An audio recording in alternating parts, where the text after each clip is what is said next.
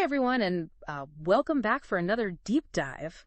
Thanks for having me. You ever notice how, like, a really good laugh with someone, can make you feel, like, really connected, like you're on the same page, same wavelength? Yeah, totally. Well, get this. Researchers are finding ways to, like, actually measure that connection. Wow. And it all comes down to smiles. Interesting. So today we're going to dive into this fascinating world of facial recognition and algorithms and a new study that's trying to decode those genuine, heartfelt smiles we all love. You know, like the Duchenne smile. Yes. Those Duchenne smiles.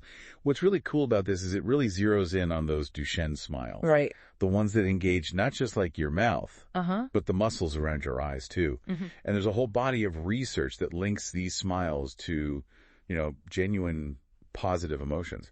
Oh, interesting. Yeah, and that's what makes them so intriguing to study. Okay, hold up. Before we get too far, I just want to know, what is the source material that we're looking at for this deep dive? So we are looking at a research paper that was presented at CHI 23. Okay. Which is a huge conference, all about human-computer interaction. Okay, that makes sense. So how do they even go about measuring something, I guess, as subtle as a genuine smile? Did they, like, stick people in a lab and be like, all right, laugh? Well, they actually did something way more interesting than that. Okay. So they had people have these conversations over Zoom. Right, yeah. And they were answering these questions that were specifically crafted to try to create a sense of closeness. Interesting. So think of it like a fast track to friendship, right? Oh, okay. So they record these interactions, and they use that data to train their algorithm. Oh, that's actually really smart. So it's more like observing smiles, I guess, in their natural habitat, right, rather than forcing it out in some, like, sterile lab setting. Exactly. And that's what we call ecological validity, because they wanted to capture those smiles that are coming from a genuine connection, right, as opposed to just someone saying cheese at a camera. Right, right. So to do this, they use this really clever software called OpenFace. And basically what it does is it tracks even the tiniest muscle movements in your face. So like those little crinkles around your eyes. Oh, wow. Or the way your cheeks lift when you really smile. Okay, I have to ask, how do they even begin to measure something that, like, small? Like, is there a microscope on these people's faces? Well, so picture this. They basically break down each smile into these, like, micro movements, almost like a secret code for every expression, right? Wow. And so each movement has a name, like a really fancy name. Okay. Like they'll call it like AU6C for the eyes and AU12R for the cheeks. What? But essentially they're just labels for specific muscle actions. So they're mapping out like every twitch and twinge of a smile, like an emotional GPS almost. That's a great way to put it. And you know what they do with that? Yeah. They use those measurements to create what's called a time series. Okay. Which is basically a graph that shows how someone's smile changes over time, getting stronger or weaker. Okay. And then they feed these graphs into their algorithm that they designed. Okay. It's called OASIS. OASIS? That sounds kind of mysterious. So this algorithm, is it like a similarity score for smiles? Like it tells you how much your smile matches the person you're talking to? Yeah, you're getting it. Yeah. So OASIS's main job is to analyze those smile graphs and figure out how similar two people's smiles are during a conversation. Okay. But they didn't just stop there. Right. They wanted to know, is OASIS actually any good at this? Right. Can it match the way we humans perceive smile similarities? Right, because I imagine comparing data that's changing over time, like those smile graphs must get pretty complicated. Yeah, it does. Yeah, like how do you test that? Okay, so remember those Zoom conversations that they recorded? Yeah. So they actually had 27 people watch those videos. Oh. And press a button every time they felt like the two people talking were, kind of vibing on the same smile wavelengths. Interesting. Yep, those smiles totally match. Oh, okay, that's cool. Yeah. So they're basically crowdsourcing the, smile similarity judgment. Right. And using real people as the kind of benchmark for OASIS to measure up against. Exactly. They wanted to see if OASIS's analysis, lined up with how just, regular people perceive smile similarity. Right. But they didn't just compare it to human judgment. Okay. They also wanted to see how it stacked up against other methods of analyzing, those smile graphs, those time series that we were talking about. Right. Yeah. Because comparing, I imagine, comparing data that's changing over time must get pretty complex. It does. So think about it this way. Imagine you're trying to compare two dance routines. Okay. Right. And they might have the same moves. Right. But one dancer might be a little faster or a little slower. Right. It's still the same dance, just kind of shifted in time. Yeah.